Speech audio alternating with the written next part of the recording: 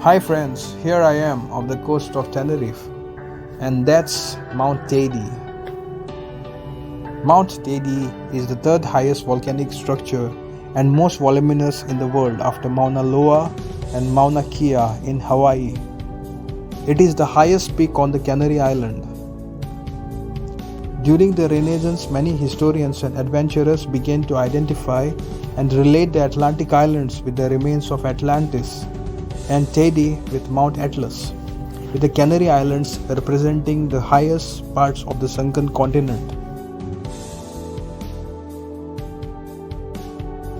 In the era of European expansion, Teide, with its imposing height, was considered to be the highest mountain in the world, since it was used as a navigation beacon in the Atlantic Ocean by southbound Spanish, Portuguese, and British seafarers. Beautiful, isn't it?